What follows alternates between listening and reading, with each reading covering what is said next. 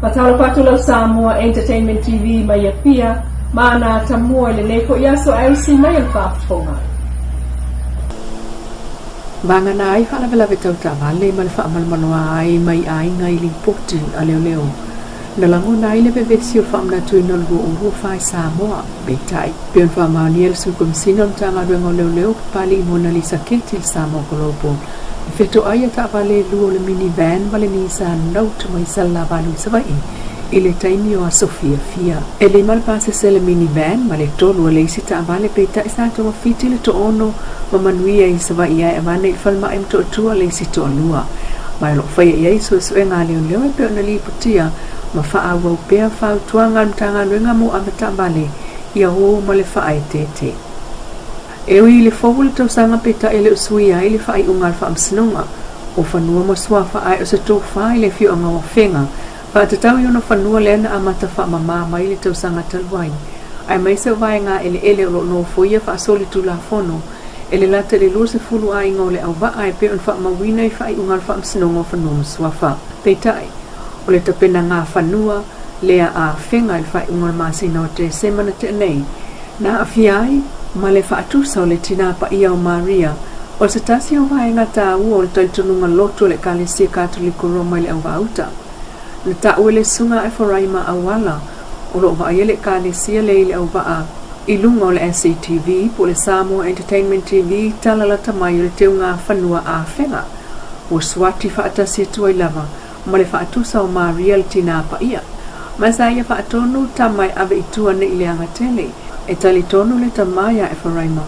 o Maria o le tina e tali tinga ma popo ngā tia i mawhatianga ele ipine lava le tulanga ai tupu lo le pupusa le masini na sual ele e mo le wila ma papa fai titili ili ala vaso e manatul ti a kono o lo va ele kale sele le au auta e la tutele tawi masui ai ia maua pele file mu matatalo i wha mau ngale fiu anga o fenga na tu ina tua i wha amsinonga o tele wha ai unga wha le tu la fono mo tangata le au ai tula ese ele tua o le fitu sa lau luas futolu eka ai wale ese wha alolongia ma mana ia le au waa o nei mau wha ai unga o polo inga wha amsinonga e o lava ai inga sifulu walu le ua molia e le contempt of court ai matua lea i lava se fuolinga tu la ese wha maunga lava a whenga le anga nuu ma le anga i whanua sila sa lau pulenga ia aktopalu o te stasi il moto sa lava i mili o whena i uiai o fina ngalo lava o le au waa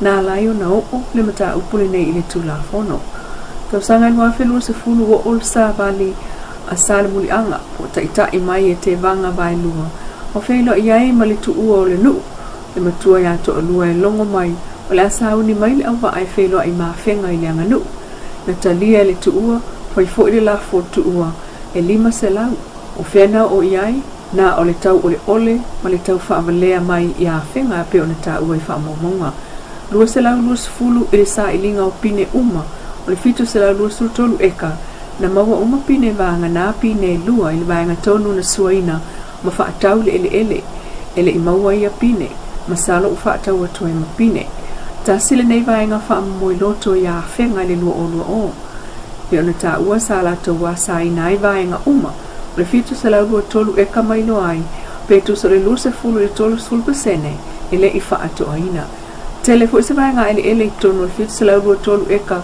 ua matua sa tia ma whaalenga ina ua sua ma whaatau le palpala e o fua ia whenga ona ele nei na tu ina atu e whaonga le au waa ina ua suru whai mai le sola anga mai le afi sa vai sa tu ina atu le latu li poti sa tu ina atu le li poti a whenga ile prestene ile na vai tau e tusa ma vainga wha amoi loto na maua ile sa ilia le o pine o le fitu se lau lua sutolu eka mai le tau fo na ngalo ya le au va alfa i ungo le afive se lau lima lua e winga ile puleo ele i totonu o le fitu se lau lua tolu eka o le toi au mai fo ile ai tūlanga le la si ta si lua no whapi tasi o le aso suli mo se te manua o no tolu a fai o te ena le au va altam fai atu o whenga lo o te stasi e so alau pule ile a fatfata malwa whianoa i nimta au pu i a inga o lo no foia ele tu o le fitu se lau lua tolu eka toi te ena wha ai unga i tele al whamsinonga o le fasili o le ala le isila asanga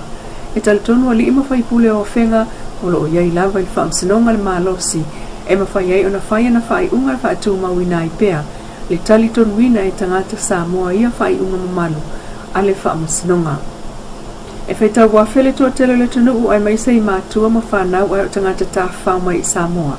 Na whaatu muli ai taulanga ia pia le fiafi o le sāpati muli o le lua o lua tolu.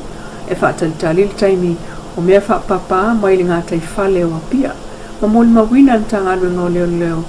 Tu a ai o le lato tiu te lusu whai tu la maasani ai. I taimi tumu whapea. Peita isa solonga file mu wha moe moe al pulenga o tulisi. Le ngata le sao ninga i whale sae fia i le tunu i upolu. Ai o moli mau fo i le nana o iai wha moe o moli isi ufanga mo le motu i Savea.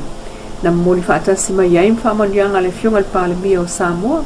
Pia me Naomi mata afa i company business i wha pea le tatou malo le whai o le whaiva wha aftai le tai e le ai se ngā ruenga e le tawia mai o le mautau ave a Samoa e peo na i saunoa o nei e tā pena i tae au mai tau talaso ma pine o na langi soifua e peo na whaata oto le ta iala mo le numana i manuia o Samoa o le whaata ua o le sao tangata uma i so se ati na e mo le manuia lautele o le anganga maulunga peo na saunoa le pāmia o lo ta ui ai ati na e mfufuanga lautele o tatou malo mo le lumanai. Samoa ia tai pea le atua lo o tou soifua lau le lei ma so mātou wola e le nei tausanga fou. E ala i lona alofa tūnoa o fofongia ma lona file mu. Ia manuia le tausanga fou soifua.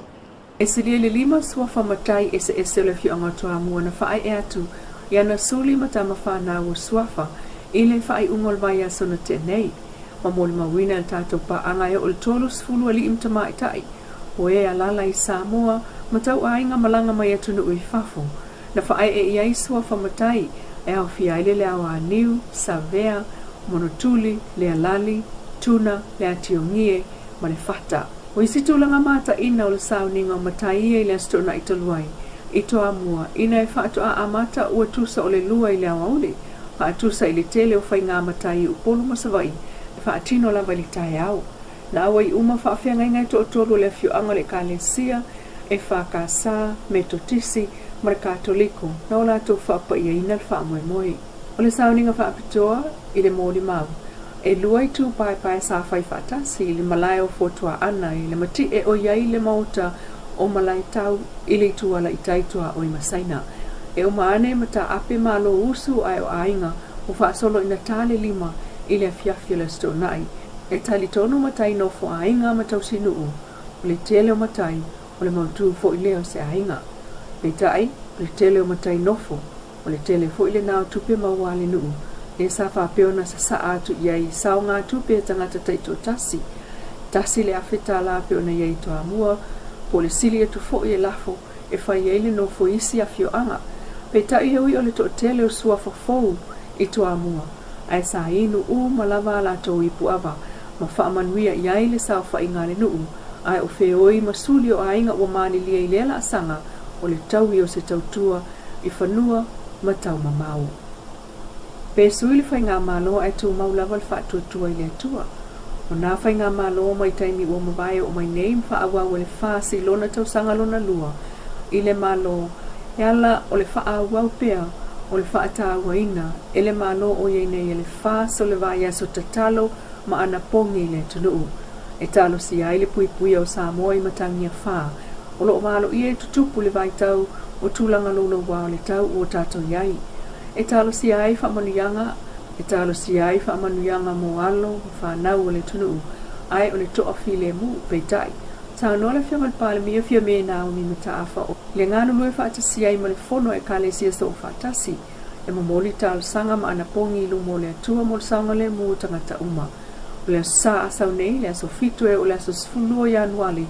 O whaatulanga mo pokalame o talo sanga ma ana pongi mo Samoa. Ai o whamanuyanga mai le taitai le malo mo le tausanga fou amatali ai nei.